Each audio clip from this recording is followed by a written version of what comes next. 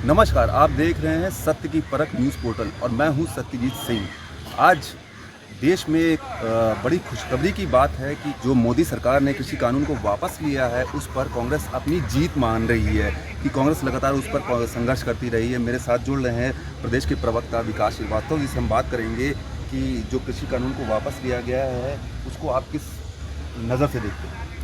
देखिए, ये भारतीय संविधान में जो लोकतांत्रिक मूल्यों की रक्षा के लिए अधिकार जो नौजवानों को दिया गया है, देश के लोगों को दिया गया है, गरीबों, दलितों, किसानों को, आज उसी की ये जीत है। ये एक संविधान की जीत है, लोकतंत्र की जीत है और गरीबों की आवाज़ को ऊपर उठाने वाला विषय रहा है। किसान इस देश की अर्थव्यवस्था में सब कुछ अपना खपा देता है और इस देश की अर्थव्यवस्था को केवल किसानों के दम पर ही आप आम गांव तक पहुंचा सकते हैं, भारतीय अर्थव्यवस्था को मजबूत कर सकते हैं। आज मोदी सरकार ने इन 3 काले कानूनों की वजह से 700 से ज़्यादा किसानों की शहादत हो चुकी है। सरकार बेशर्मी के साथ लगातार उनको तानाशाही रवैया अपनाते हुए कभी खालिस्तानी बताती रही, कभी मवाली बताती रही, कभी आंदोलनजीवी करती रही। जितने तिरस्कार के शब्द थे, सब केंद्र सरकार और उनके मंत्रियों ने इस्तेमाल किए। विपक्ष का कहना है कि एक बार फिर से अगर चुनाव 5 राज्यों में खत्म हो जाएगा, उसके बाद ये थोप सकती है कि तो आप ये इन ओवरऑल मिला के किस तरह से देखा जा रहा है कि ये क्या चुनाव बाद क्या ला सकती है फिर से ये कांग्रेस बिल? देखिए, एमएसपी को लेकर तो अभी भी धुंध छाई हुई है। सरकार ने की जिद इसी बात पे थी कि वो एमएसपी पर लिखित देना नहीं चाह रहे हैं। किसानों की मांग है कि अगर आपकी नीयत साफ है तो क्यों नहीं उसको लिख के कानून में जोड़ते हैं। सरकार की जितना भी अड़ियल रवैया था, वो इसी बात को था कि वो लिखकर किसानों को देना नहीं चाहते। हर व्यक्ति की आय का उसको उचित मूल्य प्राप्त होता है।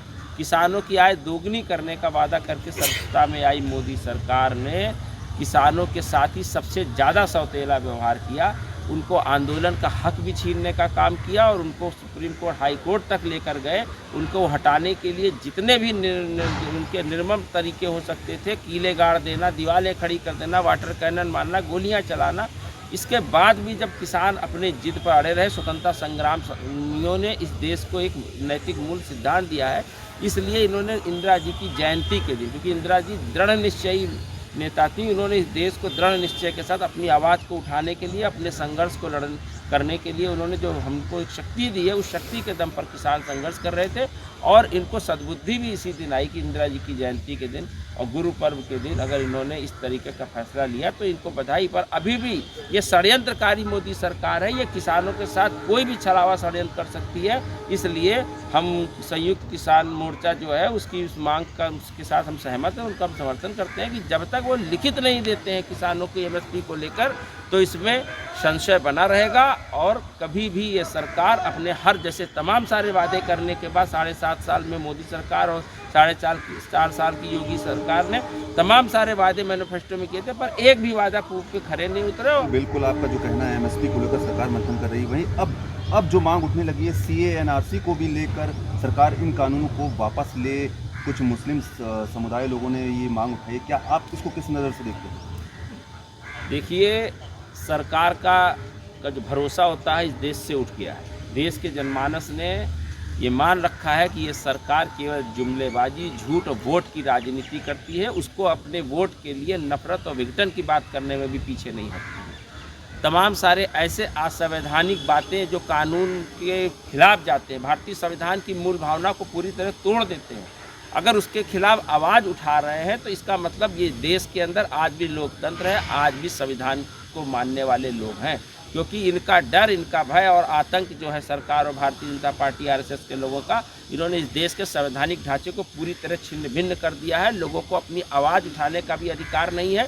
जो उनको सरकार की तरफ से जो सुविधा मिलनी चाहिए, जो सरकार को टैक्स देने के बाद जो सरकार का रोल होता है जनता की सेवा करने में, उसमें तो पूरी तरह सरकार विमुख हुई है। पर सरकार काले कानूनों के द्वारा लोकतंत्र का गला घोटने का जो प्रयास कर रही है, उसको लेकर आज जनमानस आंदोलित है। पर सरकार के डंडे, लाठी और इस जो अभी कोरोना काल आया उसको देखते हुए आंदोलनों को लोगों ने केवल स्थगित किया था, ना कि उसको पूरी तरह ख़त्म कर दिया था।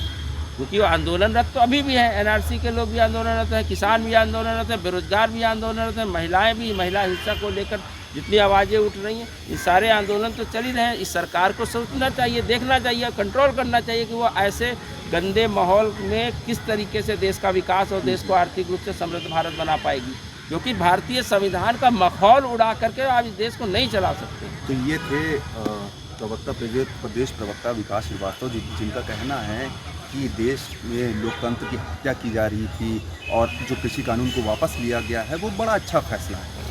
मैं लखनऊ से सत्यजीत सिंह, सत्य की परख।